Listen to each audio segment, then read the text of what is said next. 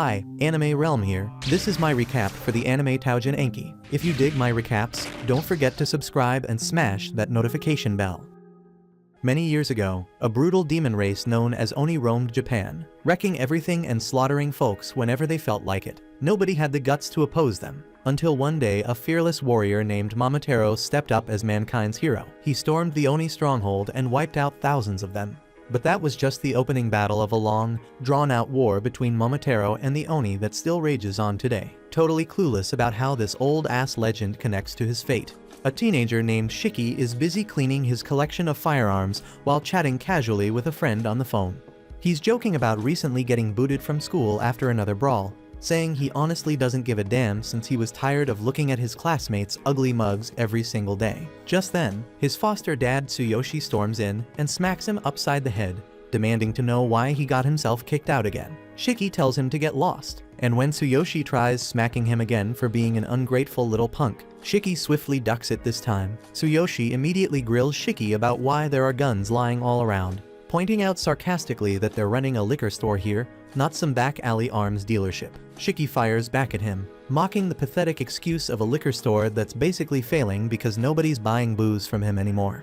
Tsuyoshi doesn't back down, roasting Shiki right back for acting like he's hot stuff despite being expelled. Shiki takes that insult to heart, snapping back coldly that he'll never become a deadbeat like Tsuyoshi and is honestly glad they aren't blood related. That remark hits Tsuyoshi hard, visibly hurting him, but he quietly leaves after getting a work call downstairs. As Tsuyoshi heads out for a delivery, Shiki lets out a frustrated sigh, wishing some wealthy dude had adopted him instead. He decides to get some target practice in to clear his mind, but an unexpected explosion outside startles him. He rushes out to check what's going on, only to find the street covered in thick fog, blinding him completely. Suddenly, an eerie black mist blasts from the darkness, knocking Shiki flat on his back. Before he can react, the mist coils around his leg, violently dragging him outside and tossing him roughly onto the pavement. As Shiki struggles to his feet, completely baffled by whatever the hell just went down, a sinister-looking old guy dressed completely in white shows up, clearly intent on attacking him. But just in the nick of time, Tsuyoshi returns in his car, smashing directly into the creepy attacker,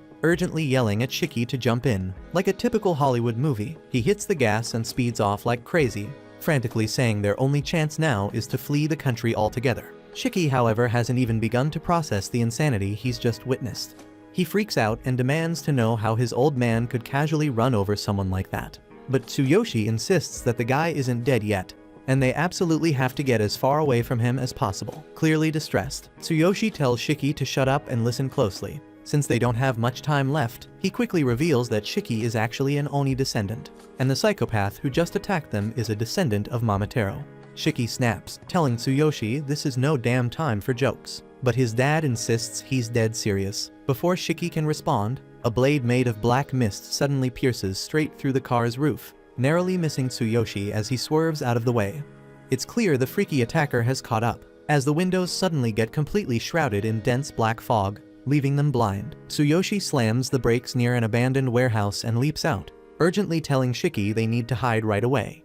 Just as they clear the car, it explodes violently behind them, and Tsuyoshi spins around only to find Shiki nowhere in sight. Fortunately, he spots a trail of black mist snaking toward the warehouse, and immediately knows his son was dragged inside. In the darkness of the warehouse, Shiki finds himself trapped helplessly in a gigantic web formed from the strange mist, with the terrifying man named Samadare standing ominously before him. Samadare coldly tells Shiki that the Oni blood running through him makes him nothing more than vermin, and exterminating vermin like him is precisely what the Momotaro agency does. Shiki can barely register the fact that Samadare somehow survived being hit by a freaking car, when suddenly Tsuyoshi charges in, telling Shiki that the Momotaro fairy tale is actually real. He explains rapidly that for centuries, the descendants of Momotaro and Oni have been locked in an endless struggle through generations. Eventually, the Momotaro bloodlines banded together to form the powerful Momotaro agency, gaining the upper hand and forcing the Oni descendants to live secretly among humans just to survive.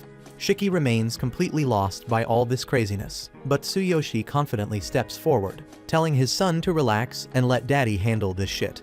Samadare immediately summons two blades made entirely out of black mist, prompting Tsuyoshi to unleash an identical power in defense. Both men charge forward, blades clashing fiercely, causing an intense shockwave. Tsuyoshi somehow manages to shove Samadare backward, but Samadare mocks him, remarking how pathetically weak he's become compared to the old days. Samadare reveals that the Black Mist is an exclusive power belonging solely to the Momotaro descendants, further disclosing that Tsuyoshi was once his senior within the Momotaro agency. Shiki is stunned by the realization that his father carries Momotaro blood, but Tsuyoshi insists he's long since buried those memories.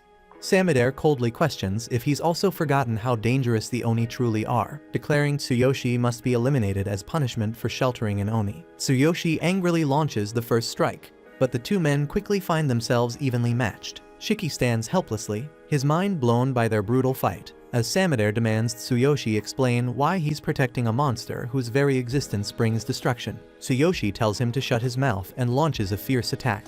But Samadare's speed greatly surpasses Tsuyoshi's expectations. Samadare effortlessly evades and counters with a lightning-fast combo, severely wounding Tsuyoshi and knocking him out. Shiki's heart breaks as he watches his dad collapse and bleed, causing him to furiously swear he'll end Samadare. Samadare merely scoffs, telling Shiki he'll join his father in hell soon enough. Right then, Tsuyoshi weakly grabs Samadare's foot. Samadare asks him incredulously why he's risking everything just to protect an Oni. Tsuyoshi painfully replies that he doesn't need any damn reason to protect his own son. He insists that Shiki hasn't harmed anyone yet, making it unjust to condemn him purely for carrying Oni blood. Samadare ignores him, conjuring another sword from Black Mist to end Tsuyoshi once and for all. Watching this pushes Shiki's rage beyond its breaking point.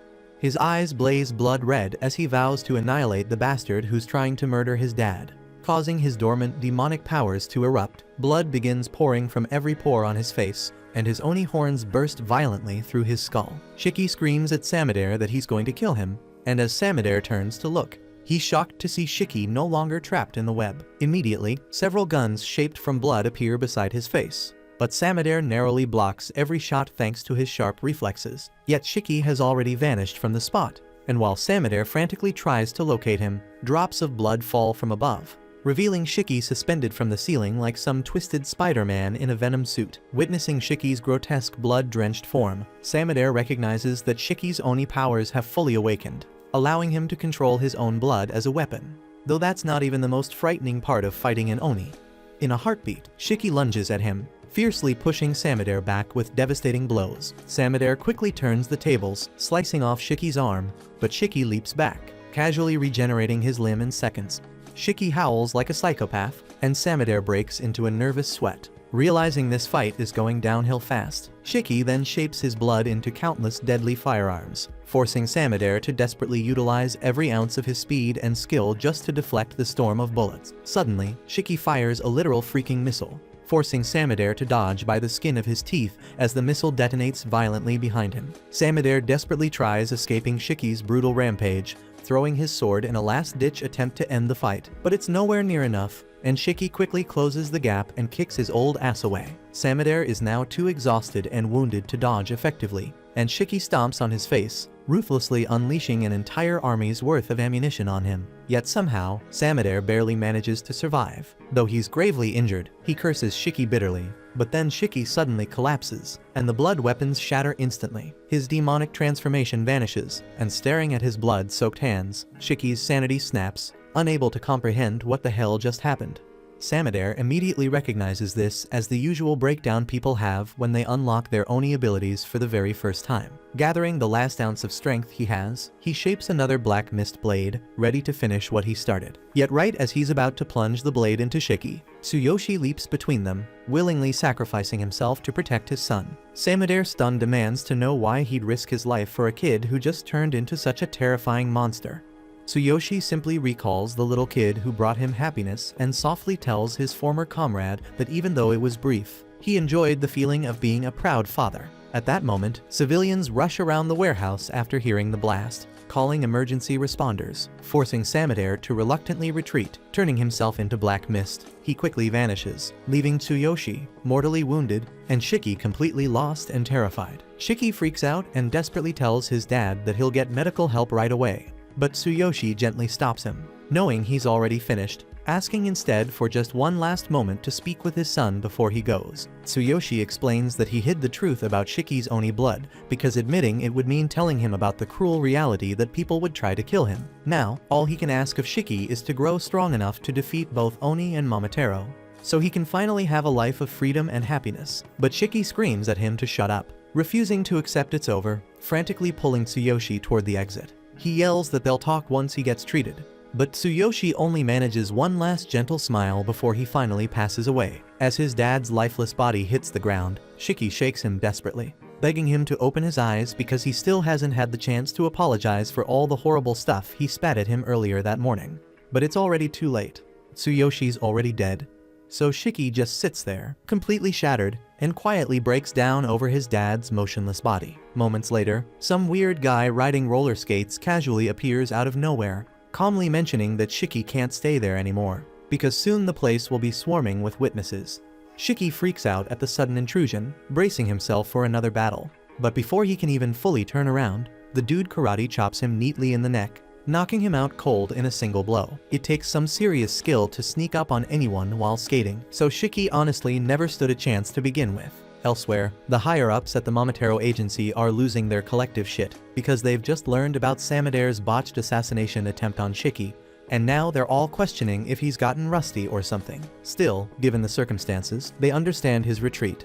They absolutely can't risk the public discovering the agency's existence, but they also refuse to allow the Oni to become common knowledge either, meaning they fully intend to get rid of Shiki the moment he's back in their crosshairs. Unfortunately for them, that's basically impossible at this point, because once Shiki got knocked unconscious, he was immediately shipped off to some distant island in the middle of freaking nowhere. The plan now is to toss Shiki into a school jam packed with half-Oni teens just like him, so he can properly master his abilities. But before that though, Nato's got to run him through a brutal evaluation to see whether Shiki's even worth the trouble, and judging by how he looks now, it's definitely not gonna be a pleasant ride. While knocked out cold, Shiki dreams of carefree times spent messing around at the park under his dad's protective gaze, but suddenly, his peaceful dream twists into a nightmare as Tsuyoshi falls dead at Samadere's hands. Shiki jolts awake, heart racing, to find himself staring into Samadere's blood-red eyes, but when he blinks, Samadere vanishes, leaving him disoriented as he realizes he's gagged and tightly bound to a chair in a massive, empty hall. Right behind him, the roller skating weirdo who kidnapped him is casually showing off, doing one-handed push-ups balanced on an umbrella, and quickly flips upright the second he notices Shiki's awake. The flashy guy introduces himself as Nato, a fellow Oni, while effortlessly popping out his own demonic horns. Still bewildered and dizzy, Shiki struggles to make sense of what's happening, barely absorbing Nato's overly energetic introduction. Nato refuses to disclose their current location, but assures Shiki that Tsuyoshi's body has been safely retrieved and respectfully stored elsewhere, explaining he brought Shiki here for both evaluation and his own protection. Without warning, Nato smoothly glides to a nearby whiteboard, swiftly rolling it right in front of Shiki before flexing about how insanely efficient roller skates are compared to just plain walking. Then he kicks off an explanation about the Momotaro agency, reminding Shiki that he's already encountered one of their guys who could manipulate black mist as a weapon. Nato adds that the Momotaro agency hunts down Oni, so naturally, the Oni created their own agency in response. His specific job is scooping up freshly awakened Oni, like Shiki, and bringing them somewhere safe to determine if they're qualified enough to join the Oni's side. After wrapping up his speedy explanation, Nato wheels the whiteboard back to its original position, then finally removes Shiki's gag to start the interview. As soon as the gag is off, Shiki instantly flips out, angrily demanding to be untied. He starts hurling insults and threats, warning Nato he'll pay dearly if he's done anything disrespectful to his dad's remains. And Nato immediately docks points from Shiki's non-existent evaluation score. He scolds Shiki harshly for being too stupid to understand what safe and sound meant, since he literally explained it minutes ago. Enraged, Shiki shoots back that there's no way he's trusting a shady show-off like Nato anyway, and Nato, utterly unsurprised, promptly subtracts even more points each time Shiki curses or demands to be untied, bluntly suggesting he better cooperate if he actually wants to pass the test. Shiki couldn't care less about any stupid evaluation, but he's desperate enough to escape to try reining in his temper, only he's terrible at controlling it, prompting Nato to flatly tell him to stop giving him that creepy death glare. Shiki completely loses it after hearing that, and Nato immediately decides that normal evaluation methods aren't gonna cut it with a psycho like him. He swiftly pulls off his tie, and before Shiki can even figure out what's happening, Nato wraps it around his neck and begins choking him with everything he's got. Shiki freaks out, gasping desperately for air, as Nato calmly explains that a creature reveals its real self right before it dies, and that's exactly what he's looking for. Shiki struggles like crazy, giving everything he's got to break free, But no matter how hard he tries, he can't escape Nato's brutal hold. Even as blood starts pouring uncontrollably from his eyes, ears, and nose, eventually, Shiki blacks out, leaving Nato thoroughly disappointed. But then Shiki's spilled blood suddenly springs to life, morphing into razor-sharp spikes that shoot straight at Nato, who manages to dodge them effortlessly. Then, out of nowhere, Nato notices a massive blood-formed Gatling gun pointed straight at his face, and standing right behind it is Shiki, completely lost in his berserker mode.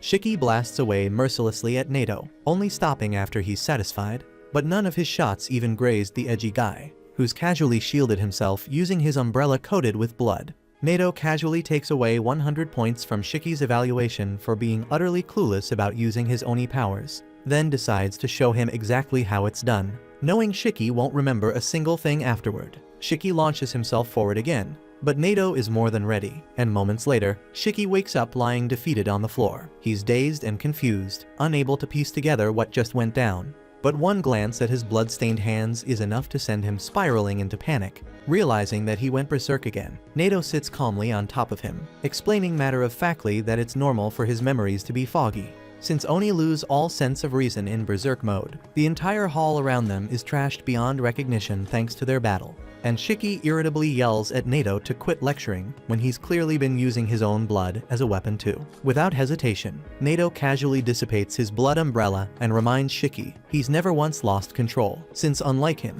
he actually knows how to handle his powers properly. He then coldly announces that there's nothing left to discuss because Shiki is officially disqualified from joining the Oni agency. Shiki's still utterly clueless about everything happening around him, but one thing is painfully obvious to him: Nato is insanely powerful. With his pride in shambles, Shiki swallows it all down and desperately begs Nato to take him on as his disciple, determined to get stronger so he can avenge his father's death. Nato instantly shoots down his request, coldly telling Shiki that reckless idiots like him who charge headfirst without thinking are always the first to bite the dust. He calls him a worthless disgrace who can't control his powers or his damn temper, and Shiki nearly bursts a vein trying to keep his anger in check. Nato then calmly states it's finally time to get rid of Shiki, because an Oni who goes berserk in battle is nothing but trouble. He activates his special ring to slice open his thumb, causing blood to drip freely. Instantly, he transforms the blood into an umbrella, and Shiki suddenly gets an idea on how he might force this stubborn bastard to reconsider. He swiftly moves back out of Nato's attack range, then sprints towards him, grinding his fist along the floor until it bleeds profusely. Nato then quickly reshapes his umbrella into a spike-covered shield that can counter any close-range strike, carefully calculating every possible move Shiki might pull. At the last second, Shiki leaps upward, a move already accounted for in Nato's calculations, but then unexpectedly uses the spikes as a platform, launching himself sideways and aiming a blood-crafted handgun right in Nato's face. Shiki concentrates all his remaining strength into one powerful shot, and the recoil alone sends him tumbling backwards. He's stunned, thinking he finally landed a clean hit on Nato, but nope, turns out he didn't even scratch him. Nato casually intercepts the blood bullet with one finger and crushes it effortlessly. He gives Shikizo credit for this attack, pointing out that he was halfway to losing control and entering berserker mode just to pull it off. Seeing Shiki begin to slip into madness again, Nato decides to end things with his ultimate technique. He encloses himself inside a protective cage of blood and conjures archers from his own blood, aiming their bows and waiting for his command. However, noticing that Shiki is desperately fighting his berserker impulses and finally gaining control over his own power, Nato abruptly cancels his finishing move. Shiki feels proud as hell that he managed to control himself, but quickly collapses onto the floor from total exhaustion. Nato stands there, utterly shocked that Shiki not only kept his abilities under control, but also suppressed his berserker side, a feat most Oni can't pull off. He demands to know how the hell Shiki did it, but Shiki smugly replies he'll spill the beans only if Nato accepts him as his disciple. Nato reluctantly says he'll consider it, which Shiki instantly takes as a yes. Shiki explains that when Nato started lecturing about controlling blood, he didn't understand a single damn thing. But the moment he saw him slice his thumb open and use blood to create weapons, something finally clicked in his brain. He figured since they're both Oni, he could simply copy whatever crazy thing Nato did, and shockingly it actually worked. Shiki admits he didn't really grasp the finer points. He just let his arm bleed and mentally screamed at it to turn into a weapon. Still ecstatic that his desperate gamble actually paid off, Shiki smugly asks Nato what he thinks about that move. Nato thinks Shiki's explanation is total nonsense because things just don't work like that. Based on his experience, reckless, head-headed teens like Shiki usually struggle badly with controlling their blood, while calm and collected folks like himself have the easiest time mastering their abilities. He realizes Shiki is the type who doesn't follow logic or even give in fully to his berserker side. Instead, he somehow bullies his power into submission through sheer instinct and rage. It's an incredibly rough technique, but it could potentially unleash a massive burst of strength. As he puzzles over what the hell to do with this bizarre kid, Shiki suddenly interrupts him, declaring that he desperately needs power to get revenge for his dad and kill the bastard responsible. He promises Nato that if he accepts him as his underling and trains him, he'll definitely become useful. But Nato immediately shoots down the suggestion. He transforms his umbrella into a sharp spear, bluntly telling Shiki that reckless morons like him are a danger to everyone around them, especially considering Shiki didn't even know controlling his blood was possible and simply gambled on it. He firmly states he can't accept someone like him as a mere underling, and then acts as if he's about to stab Shiki with a spear, but instead slams it into the floor right beside his head. He announces he won't be accepting Shiki as an underling, but rather as his student, which completely baffles Shiki because he genuinely sees no difference between the two. Nato explains that Shiki barely passed the test, but he'll give him a chance to prove his worth. Shiki is beyond confused by all of this, so Nato decides he'll start with the basics. He explains that right now they're on an island known as Hell's Doorstep, formerly called Onigashima. It's the legendary place where the original Momotaro slaughtered countless Oni, but now it serves as a refuge where Oni can live safely. At the heart of the island lies Rosetsu Academy, a military-style school specifically designed to train Oni for their war against the Momotaro agency. Shiki freaks out upon discovering he's stuck on a freaking island, but Nato casually pokes him in the cheek, saying that's literally the least important detail right now. What's actually important is that Rosetsu Academy will teach him everything from standard education and Oni blood control to combat techniques and the historical feud between Oni and Momotaro. Nato then reveals he's going to be Shiki's homeroom teacher and proceeds to bombard him with even more details about academy life. But it's all way too much for Shiki's tiny brain to handle. He honestly doesn't care about any of that shit.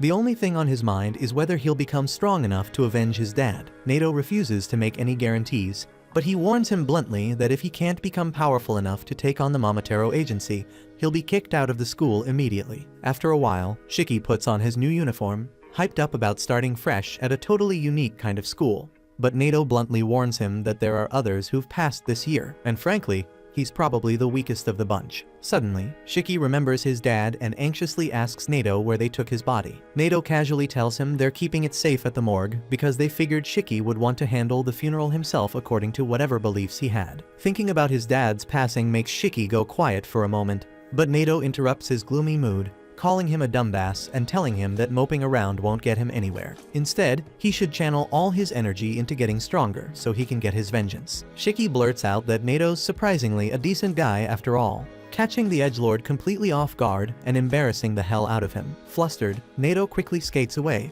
yelling back that Shiki better hurry his ass up, because if he reaches the classroom after him, he'll be instantly expelled. Shiki somehow manages to keep pace, and as he starts contemplating how he can enter the room to maximize his badass entrance, Nato abruptly kicks him through the classroom door instead.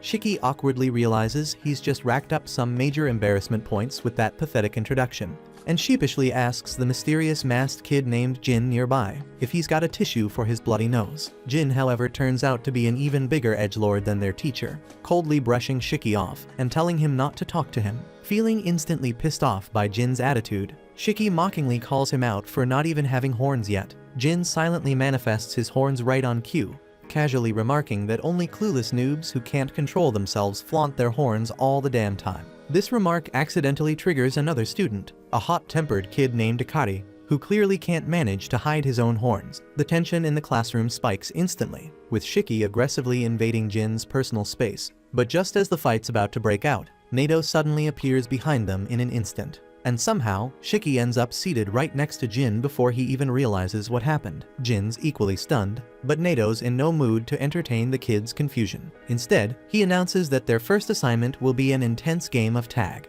He quickly escorts all the students out into a nearby forest, explaining they'll have exactly 1 hour to make it back to campus without getting caught by him. Nato then coldly announces that whoever fails to get back to campus in the given time will be kicked out immediately, ignoring Shiki's protests. Next, he casually mentions that they're free to unleash their Oni abilities, though he'll only resort to using his powers if someone goes bloody berserk. Jin cockily states that he might accidentally end up killing Nato if he holds back his strength, but Nato simply shrugs, telling the class that if any of them manage to kill him, they'll instantly graduate and get their choice of combat units to take the fight straight to the Momotaro Agency. He sternly adds that the purpose of their school is preparing them for real-world threats, and every moment here will be designed to push their limits. He asks everyone if they're ready, and Shiki loudly declares he'll do whatever it takes to pass all of Nato's insane tests. Nato then reveals another twist, producing two strange-looking spheres and clarifying that each student must be holding one of these spheres when arriving at the academy grounds to qualify. Before anyone can respond, he tosses both spheres far into the restricted zone. The students start freaking out, thinking they'll have to fight each other for the spheres, but Nato grins slyly and announces they're actually going to be divided into groups. Shiki finds himself teamed up with Jin, the edgy masked guy, and the shy pink-haired girl named Homer. On another team are Akari, the loud-mouthed delinquent, paired with Juji, the brainy type. Finally, there's Rokiro visibly shaking from nerves, and Kuina who clearly believes she's leagues ahead of everyone here. Nato tells them he'll give them a 15-minute head start before hunting them down, but Shiki loudly objects, complaining about getting stuck with Masky McCreep. Nato immediately threatens to kick him out if he can't manage basic teamwork, forcing Shiki to quickly shut up and reconsider. Homer then cautiously walks over to introduce herself, instantly overwhelming Shiki, who has never interacted with a girl before. His heart races like crazy, and he blurts out confidently that he'll protect her no matter what. She instantly blushes, stammering nervously that he doesn't need to go so far, as she just doesn't want to be dead weight. Next, Homer nervously approaches Jin, who completely ignores her existence, radiating peak Andrew Tate vibes. Immediately overwhelmed by insecurity, Homer breaks down sobbing, apologizing repeatedly for even trying to speak to him. Shiki leaps in, pissed that Jin hurt her feelings, and quickly comforts her by insisting she shouldn't ruin her adorable face with tears. He then swivels back, shouting insults at Jin, but Jin calmly tells him to stop being such a pathetic simp. Nato quickly interrupts their squabble, urging them to hurry up because time's ticking. Jin bolts straight into the restricted forest, with Shiki hot on his heels. Homer stands there nervously looking around until finally deciding she'd better run after them before things get even worse. Meanwhile, Jin swiftly leaps from branch to branch like some edgy Naruto character, fantasizing about taking down Nato, earning an instant graduation, and securing a spot in an elite squad. He's determined to get another shot at facing his mortal enemy. But his edgy inner monologue is rudely interrupted when Shiki suddenly lunges at him from behind. Irritated, Jin demands to know what the hell has gotten into him, so Shiki grins cockily, replying he's here to settle things once and for all, and prove he's definitely stronger. Jin's totally ready for the showdown and dramatically removes his mask, showing off some seriously nasty scars running around his mouth. Shiki's instantly grossed out but tries to brush it off, claiming that only weak-ass losers bother showing off battle wounds. Jin doesn't even react to his insults, instead calmly slipping off his gloves to reveal his hands are stitched up just as badly as his face. Without hesitating, he rips out one of the stitches, releasing blood that rapidly turns into spinning circular saws. Shiki stares in shock, internally panicking that the Chainsaw Man author is definitely gonna sue them for plagiarism. Jin coldly tells him to quit wasting time and scram if he's chicken, but Shiki firmly replies that running away now would mean he'd never avenge his dad's death. Jin's caught off guard by the sudden confession, but quickly turns icy cold, muttering that they'll never see eye to eye. Shiki fires back that he has zero interest in understanding someone like him anyway, and then aggressively bites his thumb, hoping his blood will turn into a gun. But nothing happens, and he freaks out, clueless about how he triggered it last time. Realizing he has no other choice, Shiki grabs a random stick and charges forward, but it quickly becomes obvious he's hopelessly outmatched, as Jin effortlessly slices through entire trees with his terrifying chainsaw blades. At the same time, Homer nervously wanders around looking for the boys, but she freezes when she hears the loud crashes of trees collapsing nearby. Her anxiety instantly skyrockets, convinced she's not cut out for this place at all. But then she suddenly remembers Shiki calling her cute earlier, boosting her confidence just enough to keep looking, totally unaware that she's standing mere feet away from one of the balls they're supposed to find. At the same moment, Shiki's desperately trying to go toe-to-toe with Jin using nothing but his fists. Jin doesn't even bother activating his chainsaw powers, effortlessly beating Shiki down without breaking a sweat. Shiki can't stop wondering how Jin can control his powers so naturally. eventually realizing Jin's abilities must be completely different from his own and NATO's. Distracted by his thoughts, he leaves an opening, and Jin instantly capitalizes, dropping Shiki flat on the ground with a single punch. Frustrated and humiliated, Shiki lies there for a moment, and Jin calmly starts walking away, figuring the pathetic fight's finally over. But just then, Shiki stubbornly rises back to his feet, declaring that he's not finished yet. Jin, now royally pissed off, sends a chainsaw whizzing straight at Shiki, and at that exact second, Homer cluelessly walks right into the line of fire. Thanks to her legendary lack of survival instincts, she doesn't even realize the danger she's in. Shiki panics like hell when he sees her, but thankfully manages to shove her out of harm's way at the last second, even though he takes a minor hit in the process. Quickly scrambling off Homer, Shiki angrily demands Jin apologize to her, but Jin coldly retorts it would have been her own dumb fault if his weak attack actually killed her. That pushes Shiki's rage to a new level, but suddenly he hears Homer chanting a non-stop apology, almost like she's stuck in some kind of creepy trance. He tries assuring her none of it was her fault, but suddenly blood starts pouring from Homer's nose, pooling on the ground until it forms into a massive human-shaped figure. Jin and Shiki stare wide-eyed in shock, wondering if they're trapped in an Attack on Titan crossover episode. Homer desperately tells them to run because her female Titan is gonna kill everyone, and as soon as she says that, the Blood Titan slams her fist into the ground with explosive force, with Shiki just barely dodging the blow. Jin, being Jin, charges straight at the female Titan, attacking her with his chainsaws, but the blades hardly scratch her massive body. Shiki then yells at Homer, asking if she can make that thing stop, but she tearfully apologizes, saying she can't control it. Losing too much blood, she collapses, and Shiki rushes forward to grab her, determined to save her. But the next moment, he's stunned to see the female Titan stepping in to protect Homer, and even Jin's baffled, wondering if Homer's blood somehow has a mind of its own. Without warning, the female Titan suddenly unleashes a devastating blood attack from its mouth. Jin quickly hides behind a rock, but Shiki takes the full force of the bloody assault head-on. Through her tears, Homer begs the Titan, calling it her elder sister, to stop attacking. Shiki gets up, utterly confused about what she means, and Homer again weakly pleads with him to run away. Shiki stubbornly refuses, yelling that if he leaves her now, she'll bleed out and die, and there's no way he's letting another person die right before his eyes. Just then, the female Titan lets out a terrifying roar, unleashing a shockwave powerful enough to reach all the other students outside the forest. NATO calmly watches the chaos unfold from the treetops, deciding to sit back for now and see if Shiki and Jin can handle Homer's insane blood release powers before stepping in himself. Back at the battle zone, Shiki desperately tries to injure himself to summon his blood into a weapon, but nothing happens. The female Titan lunges straight at him, forcing him to dodge. But then the giant decides to pull the epic move that killed Erwin Smith, grabbing a handful of rocks from the ground and launching them at deadly speed. Shiki takes a direct hit and gets thrown aside like a rag doll. But the thing that hurts even worse than the blow itself is how pathetically weak he's become.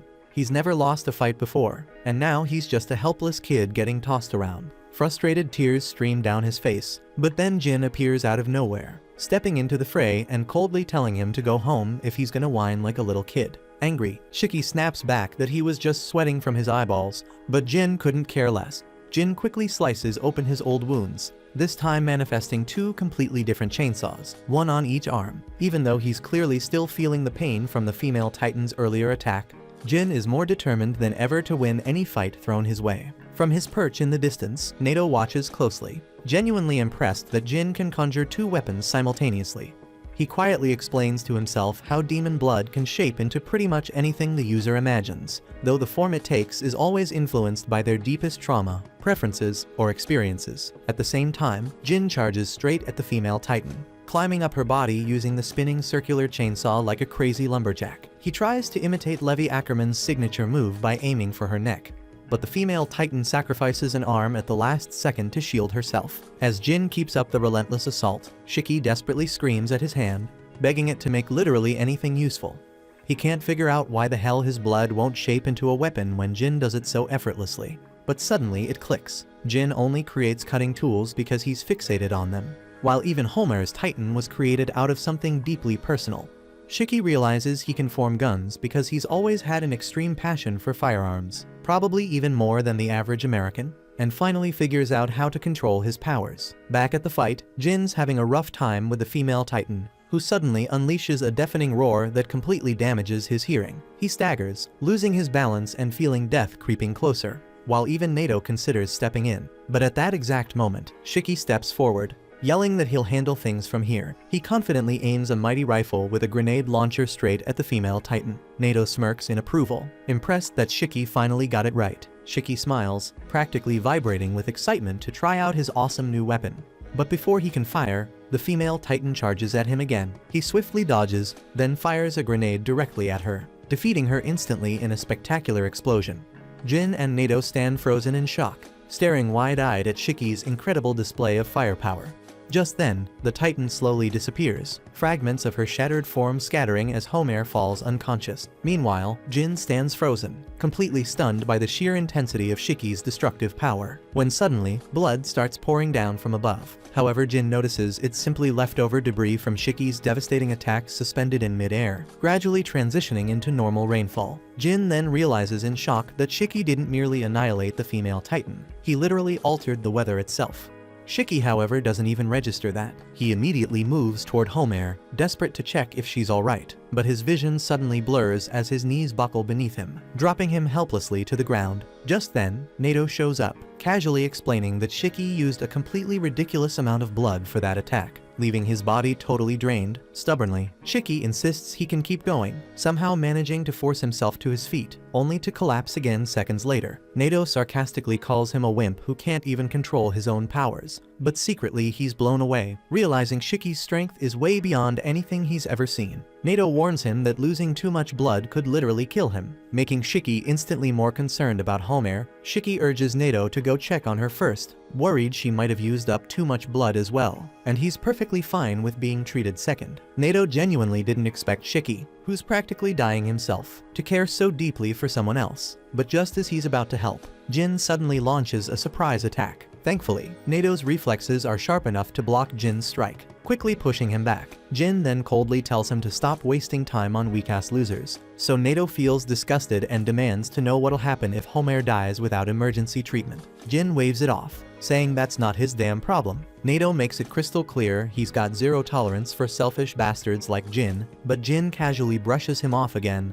only wanting confirmation that he'll graduate if he kills Nato right here. Nato calmly assures Jin that's the truth, and that's all Jin needs to charge straight at Nato without hesitation. Nato effortlessly blocks Jin's blood chainsaw using his umbrella, crafted from a miracle material that makes it freaking indestructible. He quickly presses a button, releasing a thick smoke screen. Jin smirks confidently, convinced Nato's planning a sneak attack he can easily counter, but suddenly he's hit by rapid-fire bullets out of nowhere. Panicking, Jin immediately dives for cover behind a tree as Nato fires rubber bullets from his multipurpose umbrella, cheerfully explaining that while these bullets won't kill Jin, they'll sure as hell hurt. He even deliberately aimed at Jin's already injured hand earlier, just to maximize the pain. Jin quickly figures out that Nato plans to stay safely out of range, thinking he only has close combat skills. Unfortunately for Nato, Jin always has a few nasty tricks up his sleeve. He instantly bolts from behind the tree, skillfully dodging Nato's barrage of bullets while throwing razor-sharp blades straight at him. Nato effortlessly evades them, but is genuinely impressed that Jin has strategies to counter long-range fighters. Jin relentlessly continues his attacks, suddenly appearing mid-air behind Nato, convinced there's no way he can dodge this strike. But Nato casually tosses a bomb his way,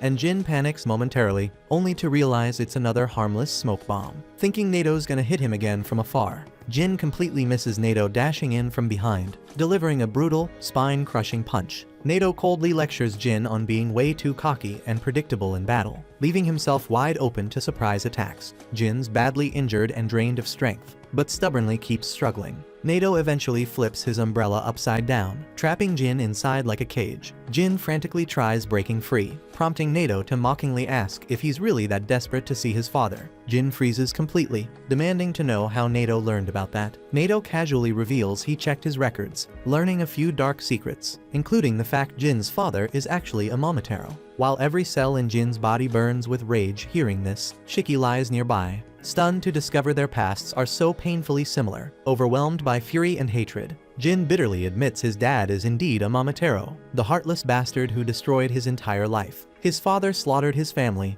then cruelly experimented on him, leaving permanent scars across his body. Jin vividly recalls surviving on garbage and pure hatred toward his dad, swearing he'll kill that monster himself, even if it means dying in the process. Driven by blind rage, Jin suddenly gains an explosive burst of strength, violently breaking out of the umbrella cage. But before he can react, Nato swiftly grabs his face and slams him brutally into the ground, calling him an impulsive, reckless brat. Nato sternly tells Jin that dying while chasing revenge is utterly stupid, and he'll never fulfill his goal that way. He then urges Jin to live, to stay alive and fight another day, even if it means enduring humiliation and defeat, because that's the only real path toward achieving his dreams. Jin finally quits struggling, and Nato quickly contacts the school, requesting the nurse since he's got an injured student here. He calmly informs them that Homer has dropped out due to severe blood loss, and Jin's been securely tied up. Meanwhile, Shiki's barely still standing, and Nato reminds him there's just about 6 minutes left on the clock. Tauntingly, he holds up one of the balls, giving Shiki a choice: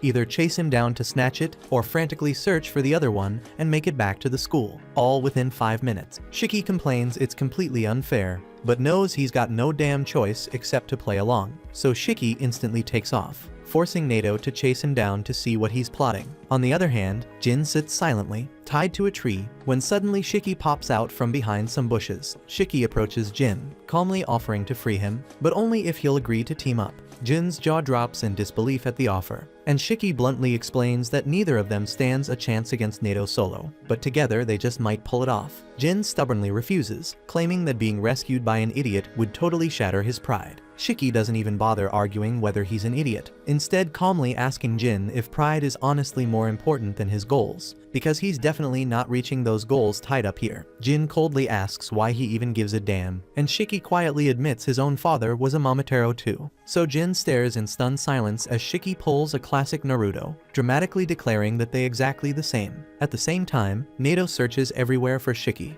doubting he'd simply run back to school without a fight. Just then, he spots Shiki sprinting away, loudly cursing Jin, and immediately corners him. Shiki stops dead as soon as Nato lands in front of him, tauntingly waving the ball and reminding Shiki he's almost out of time. Shiki curses Jin internally, not because he's ungrateful, but because even after getting rescued, Jin still insisted on calling the shots. Suddenly, Jin bursts from above, lunging straight at Nato to grab the ball, but Nato easily sidesteps the attack. Jin smirks, revealing that was just a distraction. His real move is hurling a stone tied to a rope, instantly looping around Nato and trapping him securely. Shiki quickly grabs the rope's other end, and both desperately pull with everything they've got. Nato plants his heels firmly into the ground, confident these exhausted brats don't have the stamina left to actually overpower him. Just then, Jin unleashes a blood blade straight at Nato, forcing him to dodge and lose his balance in the process. Shiki immediately takes advantage, sprinting towards him and knocking the ball from his hand. The ball lands perfectly near Jin, and Nato assumes Jin will try to run straight to the school,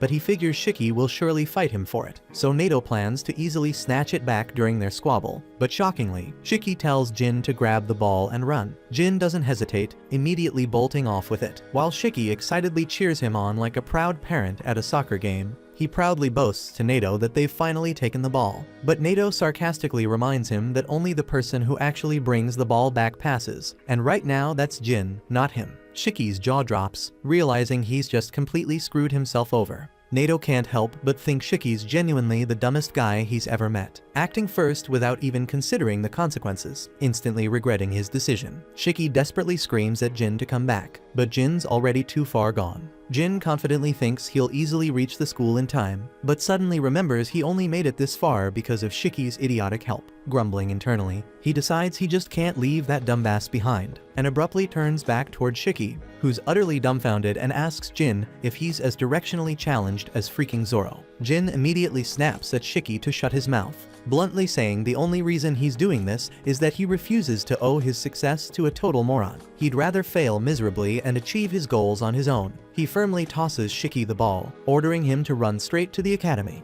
But just as they're about to exchange, a tiny pink creature suddenly races between them at lightning speed, freezing both in place. Nato instantly halts the test, warning them not to fight around Muku, their lightning-fast courier delivery pet. He explains that Muku only appears during critical emergencies, quickly activating the radio on its back to hear a frantic request for backup. the Kyoto branch is under attack by the Momotaro agency. Outside the test area, all the other students patiently await their turn, assuming Shiki and the others definitely bombed since they're already past the time limit. But just then, Nato returns with Shiki and Jin in tow, urgently announcing the Kyoto branch desperately needs backup. So they're dropping the test immediately and heading straight there instead. They quickly board a boat bound for Kyoto, with the students nervously expressing mixed feelings about suddenly being thrown into an actual battlefield. But Nato firmly reassures them that they won't directly fight. They're only there as support for the real fighters. Soon after, they arrive in Kyoto, where Nato leads them toward the district surrounding a famous temple, explaining that the Oni agency's headquarters lie directly beneath it. He then slips the students into an unassuming roadside diner, so plain most people wouldn't give it a second look, where a creepy, elderly hostess silently waves them inside. In the back parlor, she slides aside a hidden panel to reveal a narrow stairway plunging underground, the concealed passage that will take them straight to the agency's headquarters.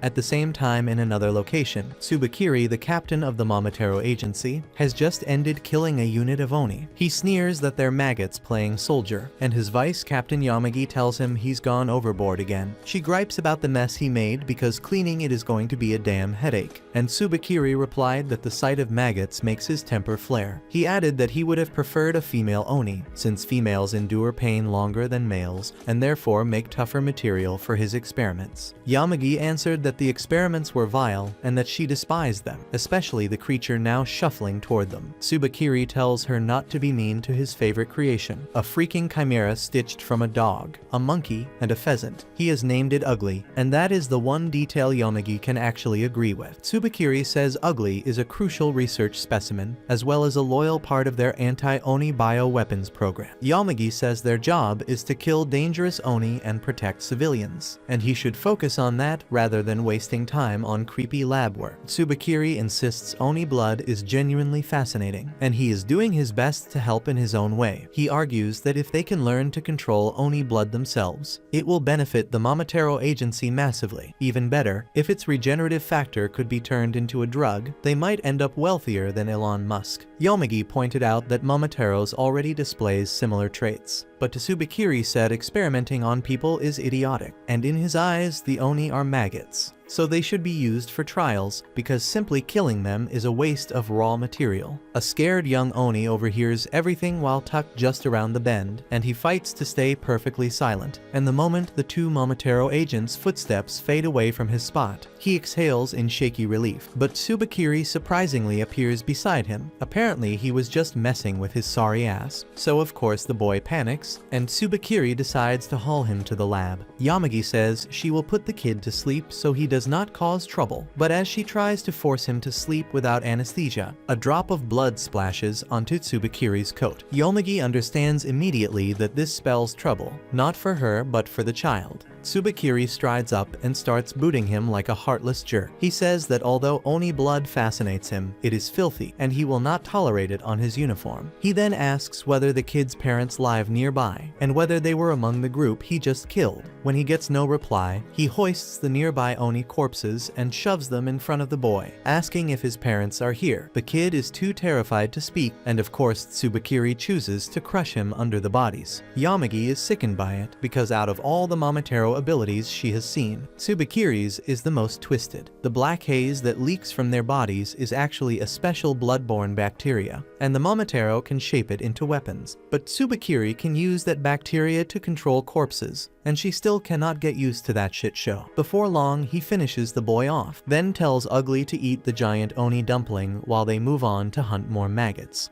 Elsewhere, Jin and the other students walk a broad tunnel, and Nato explains that several shops in this area connect to this passage that leads to their base. They soon reach a gate that opens into the space right beneath the Uryudadera temple. Built like a traditional Japanese house, the students can hardly believe their eyes as Nato tells them this is the Kyoto Division headquarters of the Oni agency. Right then, a doctor steps out of a room grumbling about the mountain of tasks on his plate, but his mood flips the instant he spots Nato. Nato, and he greets him all sunshine and then fusses with his hair when he clocks the massive blonde nearby. He tries a cheesy greeting, but she shuts him down immediately. But this simp's ego hardly cracks, since he's well practiced at rejection. Jin asks who this goofball is, and Nato introduces him as Kayawuya, commander of the support unit at the Kyoto base. Kayawuya adds that he and Nato were classmates at the academy, but Nato is in no mood for small talk. He decides to head to the front lines right now, and Jin asks to tag along as well. The other students want him too, preferring that over babysitting a weirdo like Kayawuya. But Nato is not hearing it. He tells Kayawuya to put these brats to use however he likes before heading out, and right then the nurse orders Kayawuya back inside to do his job. She sees the academy kids too, and tells them to change right away because they need every pair of hands. They suit up as assistant nurses in a hurry and head to the improvised ward where dozens of wounded Oni are crying in pain. One has just been rushed in, missing both legs along with other life-threatening damage. Shiki is horrified at the sight, and the nurse says he has at most 3 minutes left to live at this pace. But Kayawuya simply smiles and says they won't let him die, and Shiki snaps at him to stop tossing out empty promises. Kayawuya praises his blunt compassion, but says he is kind of a big deal here, then decides to show the kids how real support work is done. Elsewhere, Tsubakiri and Yomogi have just finished dismantling the captain and vice captain of another squad. The remaining Oni are petrified, and Tsubakiri is annoyed he has to handle another batch of nobodies when he was hoping for a real challenge. His wish gets granted immediately as Nato arrives and snaps his ability on. Tsubakiri is pleased to see him, but Nato does not let that last, instantly attacking with his killer move. The Oni cheer at Nato's arrival, thinking their savior has shown up, but Tsubakiri walks out untouched because the corpses of the Oni captain and vice captain served as his meat shields. It then appears that he already knows Nato,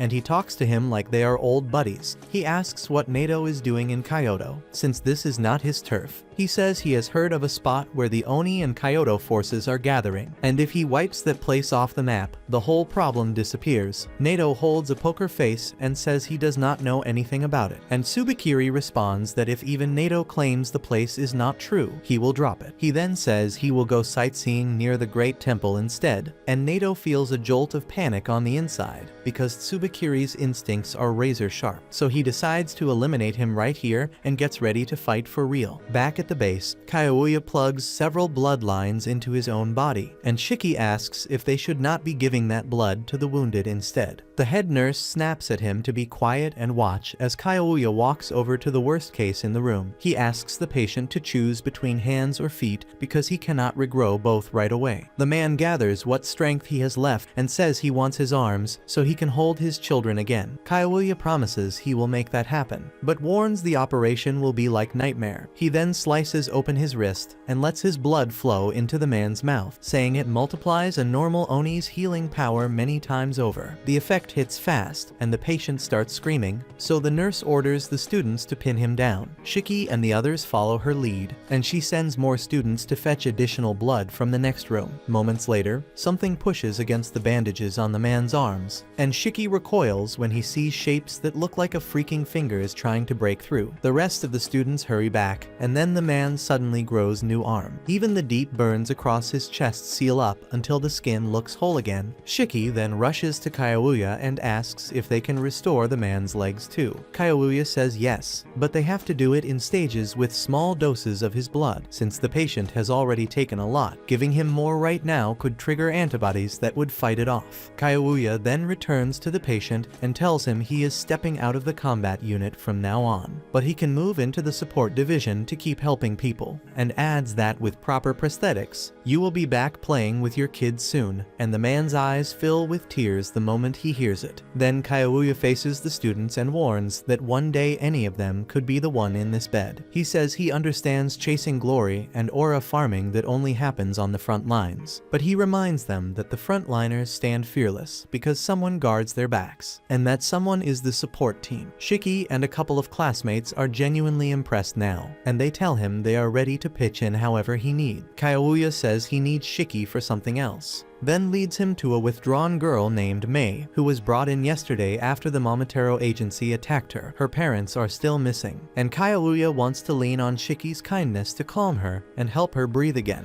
Shiki accepts and starts a quiet conversation, and little by little she opens up. He asks about school, and she says she never attended. As the idiot wonders if she might be a bad boy like him, the support team rolls in bodies from the battlefield, and among them are Mei's parents. She breaks down the instant she sees them, and Kayouya admits scenes like this still gut him no matter how often he sees them. At the same time, Tsubakiri tells Nato he seeded several Oni corpses with his bacteria, knowing the support crew will haul them to base for a proper funeral, and from there he can remote control the bodies and sabotage the facility. Nato reels at the reveal, and Tsubakiri decides to test whether the plan has taken hold. He reanimates Mei's father while Shiki and Kayouya are distracted, and she lights up, convinced he is alive. But under Tsubakiri's command, the corpse clamps a hand around her throat, and Shiki and Kayouya catch it fast. Kayouya recognizes Tsubakiri's trick and immediately orders Shiki to cover Mei's eyes. Shiki obeys, and Kayouya drives two slim blades into the man's brain, dropping the body inert. When Shiki lets her look, Mei sobs at what became of her dad, and Kayouya realizes there could be more puppeted corpses here just like Mei's father. In that split second, Mei's mother lunges from behind, her hands clamping around Shiki's throat and cutting off his air. Kayouya sees it and hurls himself forward to intervene, but before he can close the distance, 3 more Oni zombies seize him from behind and lock him down, immobilizing him completely.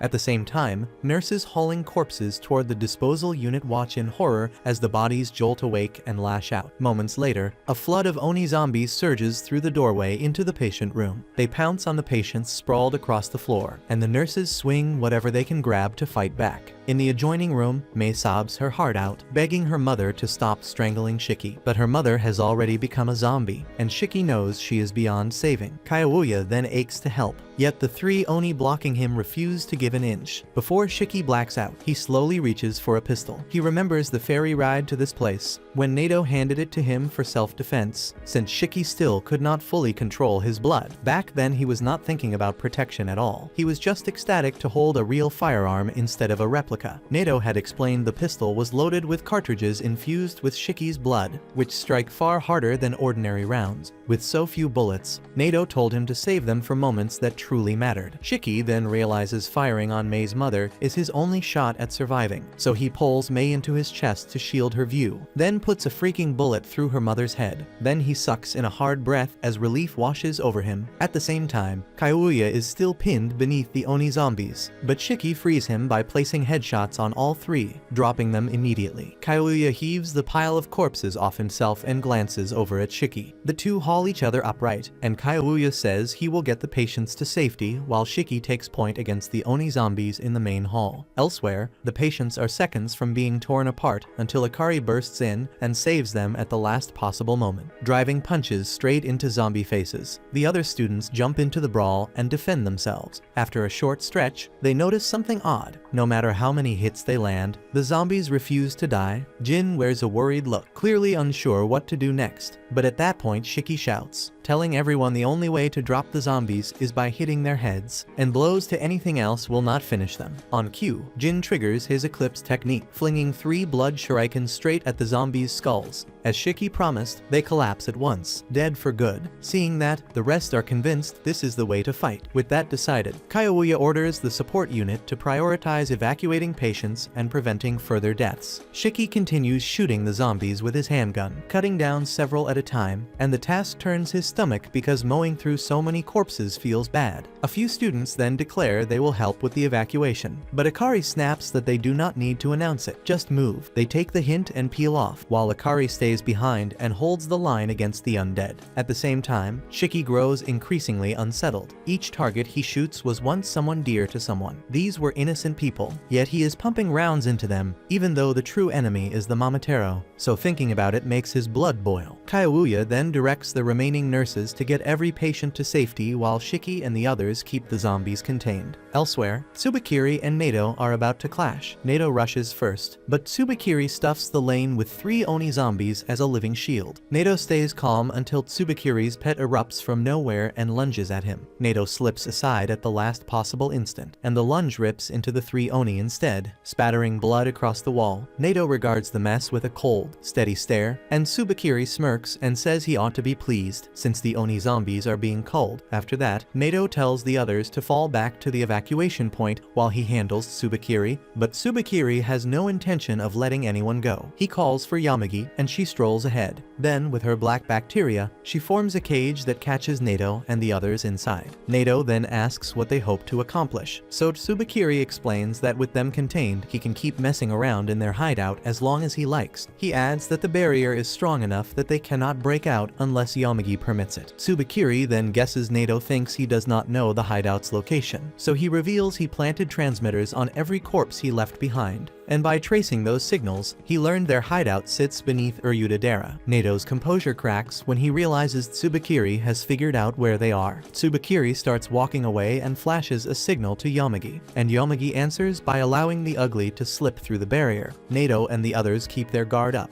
unsure what is about to unfold. As Tsubakiri continues forward, he snaps his fingers and the ugly begins to bulge. The Oni agents recoil in disgust, while Nato watches with cool curiosity, wondering what will follow. The creature starts to shine, and it is obvious it is going to detonate, so Nato yells for everyone to take cover. The explosion is so strong that it wipes out everything within a 100-meter radius. Tsubakiri watches the fireball, dissatisfied that it wasn't more forceful, so he says that he will improve it next time. Yomagi proposes checking for survivors, but Tsubakiri says there is no point. No one could live through that, and besides he just laundered his uniform and doesn't want it stained. And moments after, we see Nato lying on the ground, his body covered in burns and scars. Back at headquarters, Shiki puts a bullet through the last Oni zombie's skull and exhales in relief. Glad it is finally done. Kyoya then announces they have moved the patients to the main hall, and says it is thanks to everyone being here, so he offers deep thanks. At the same time, Mei stands firm while her mother and father lie dead on the ground with bullet holes in their skulls. Kyoya notices and feels sad for her, so he walks over and tells her he is sorry she had to endure that. Shiki apologizes as well, admitting he was the one who shot her mom in her forehead. He remembers the moment and feels lingering regret, but to his shock, Mei says it's alright. She spent her life hiding, never had school or a normal day, always expecting this moment to come, but she just didn't know when. She even manages a thin smile for Shiki, telling him not to worry. The calm hits Shiki like ice water, because Mei just watched her parents die, and all she can say is that it is alright. This shit makes Shiki grip his fists in anger as his own childhood flashes back. When he was small, he idolized superheroes, and Momotaro are supposed to be that world's heroes. So why do they butcher innocents just for having Oni blood? Overcome by feeling, he wraps Mei in his arms and says that because of this, he'll be the villain so he can tear down the so-called heroes. He holds her close, telling Mei not to worry because he will make a world where they can all smile again, and everyone else watches in silence, while Mei's eyes shake with a lot of feeling. Not long after, Jin and Kyoya emerge from the agency through the buried tunnel. Kyoya proposes they recover their fallen, saying he will take Jin to the crematory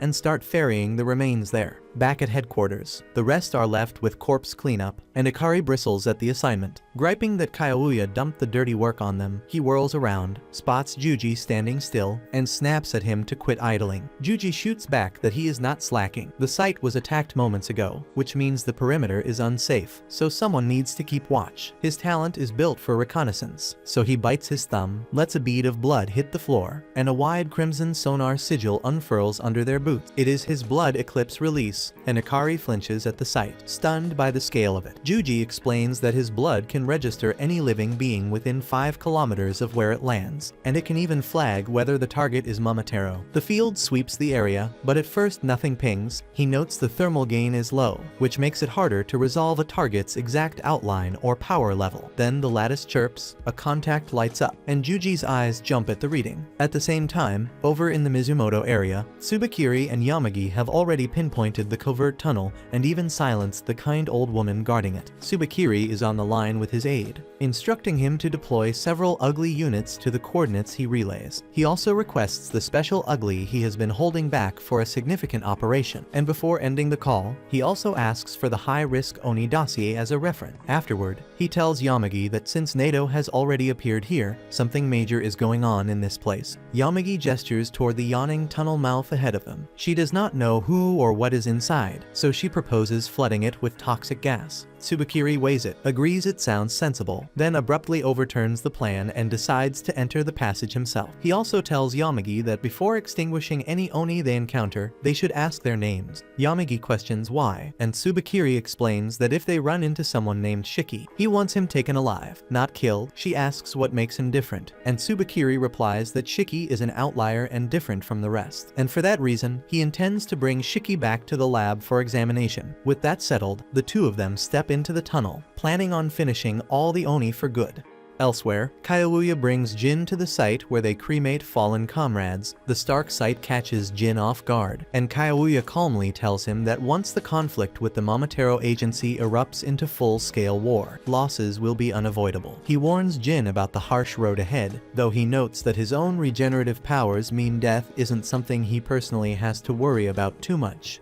Right after that, Kayouya shifts tone and randomly asks Jin if he has a girlfriend. Jin doesn't respond and walks off, clearly uncomfortable. As Kayouya hurries after him, a sudden chill runs down his spine. Someone's closing in fast. He spins around, only to find Tsubakiri thrusting a blade at him. The attack misses its mark, but still cuts into him, leaving Kayouya too stunned to react. Jin instantly summons his blood-forged chainsaws to defend them, but before he can act, Yamagi appears behind him and clamps a black prison over his head, aiming for a finishing blow. But Kayouya reacts just in time, pulling Jin out of harm's way, but still Yamagi's attack lands on his arm, locking it in place and fracturing it badly. Jin screams from the pain, but the prison binding his arms soon begins to fade. He fights through the agony and tries to refocus, realizing they're in a nightmare scenario because both of them are injured, and he knows nothing about their enemies. But despite the situation, Kayouya remains composed, and he instructs Jin to retreat immediately and alert the others, promising to hold off the two Momotaros as long as he can. Jin agrees and escapes, swearing to return with reinforcements. And with that, Kayouya turns back toward their enemies, ready to stall them with whatever strength he has left. Tsubakiri then casually orders Yamagi to get started, and she responds by activating her ability to generate a massive barrier using her black bacteria that engulfs the entire base. Kayouya quickly analyzes her technique. She's using bacteria to generate the barrier, and her goal is to trap everyone inside and eliminate them all. Kayouya then starts weighing his shit options. He's too injured to fight properly. His opponents are deadly, and he doubts the students inside can handle opponents this dangerous. And with no hope for backup and no escape route, the grim truth sets in. He's probably not making it out of this alive. Out of nowhere, Tsubakiri suddenly asks Kayouya if he knows someone named Shiki. The question catches Kayouya off guard, and it becomes clear that the situation is far more tangled than he originally thought. Realizing he can't afford to hold back, he reaches into his coat and pulls out a concealed syringe laced with poison. But before he could make use of it, Tsubakiri moved in with lightning speed and slashed his throat, opening a deep wound that sprayed blood violently across the ground. The speed of the strike left Kayouya stunned because he hadn't even seen it coming, and as blood gushed from his neck with terrifying force, he collapsed onto the ground, his body going limp. As his awareness faded, one last ridiculous thought crossed his mind, that it would have been nice if the one to kill him had been the massive hot chick. Tsubakiri is convinced that his attack was fatal, so he prepares to take control of Kayouya's corpse using his bacterial ability, but stops mid-action when he senses something approaching from beyond the barrier, so he tells Yamagi to open the path, and she allows the uglies to enter the zone. Once inside, Tsubakiri asks if they've brought what he requested. One of the grotesque creatures coughs up a large box. He instructs them to uncover it, revealing a carved wooden container. With precision, he orders them to carry it carefully as they begin the search for Shiki. Meanwhile, Jin finally arrives at the headquarters and is startled to see no one around. As he rushes inside the main chamber, he finds the entire team already assembled and ready for combat. Everyone breathes a little easier upon seeing Jin return safely, but Jin is baffled as to why they're all gathered there. So Shiki explains that Juji used his sensing ability earlier and detected hostile forces moving in. Thanks to that, they had just enough time to evacuate all patients. Unfortunately, before the rest could get out, a solid black barrier sealed off the exits, trapping them inside the building. Some suggest looking for an alternative escape route, but the nurse informs them that she's already searched the entire facility, there's no other way out. Shiki then asks Jin where Kyoya is, but before Jin can answer, one of the uglies bursts into the hall. The team is frozen in shock as the grotesque creature walks straight through them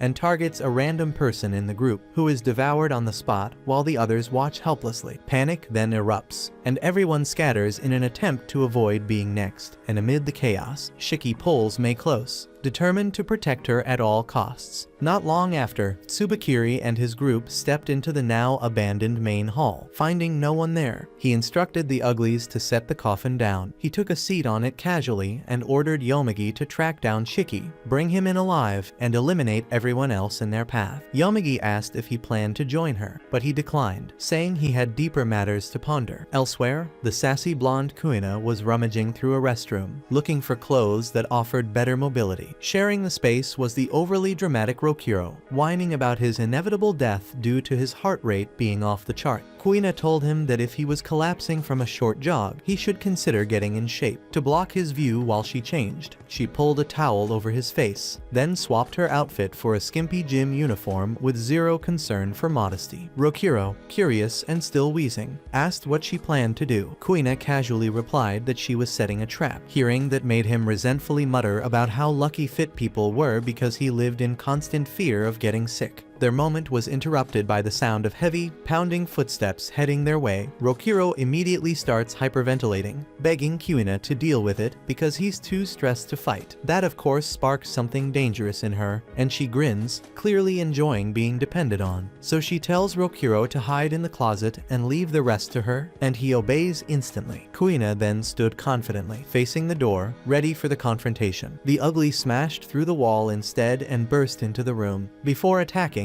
it asked if she was Shiki, but Kuina snapped back that Shiki was the goofy-looking guy who dressed like a dropout, and that answer was all it needed because the monster lunged at her. The impact from the attack knocked over the closet Rokuro was hiding in, causing him to pass out cold. Kuina, now fired up, decides it's time to teach this thing who's boss, and with a grin, she bit into her thumb, and blood coated her fists, shaping into crimson boxing gloves. At the same time, Jin rushed back through the corridors to check on Kyoya's condition, and elsewhere in the facility, Ikari braced herself to confront one of the incoming beasts. Shiki, on the other hand, stayed low and searched for a safe spot to hide with Mei, and the garden ended up being their only option. At the same time, Rokuro slowly regained consciousness, noticing that the room had gone completely quiet. Thinking it had all been some strange nightmare, he cautiously crept out from the closet only to freeze in horror when he found the monster's face staring right at him. Confused and terrified, he tried to process what hell was going on, but things got weirder when the creature suddenly turned away and began walking toward Kuina as if following orders. Kuina gently touched its face, positioned it perfectly, then landed a devastating punch that knocked it flat to the floor. Without hesitation, she mounted the stunned creature and began hammering it with a brutal barrage of blows straight to the head until it blacked out. Rokuro stood there, overwhelmed and visibly shaken. Kuina, on the other hand, was clearly enjoying every second, casually stomping on the downed monster as it lay motionless. The secret behind her dominance was her ability, I Love, which enslaved any opponent touched by her blood, draining their will to resist. As Rokuro stepped out and asked if she'd actually taken the monster down alone, Kuina answered with a smug smile, reminding him that she told him to let her handle everything. But her confidence didn't come from being dependable. It came from her twisted desire to be needed. Kuina wasn't the type to protect out of kindness. Instead, she enjoyed manipulating others until they relied on her so heavily that they became completely helpless, and Rokuro unknowingly had already become her latest victim. Dropping to his knees, he thanked her sincerely for saving his life, and that moment pushed Kuina into full overprotective mode. So she laid out a bedsheet on the floor, tucked him in like a child, and told him not to worry because she'd take care of everything from now on. Rokuro grew more anxious by the second because she was way too close. Kuina then noticed how pale and weak he looked, so she decided he needed food. That made things worse for Rokuro, who panicked, convinced she was setting him up for something sinister. There was no way a girl like her would treat him this nicely unless she had a hidden motive, so he began trembling, convinced she was fattening him up to use as bait for the next creature. While he sat there spiraling into fear, Kuina just doted on him even more until another monster stormed into the room. Without hesitation, she stood up, ready to handle it so she could return to pampering Rokuro with more affection than he could handle. That concludes this episode. Thank you for watching. If you want to see the next part, be sure to subscribe to the channel and turn on the notification bell.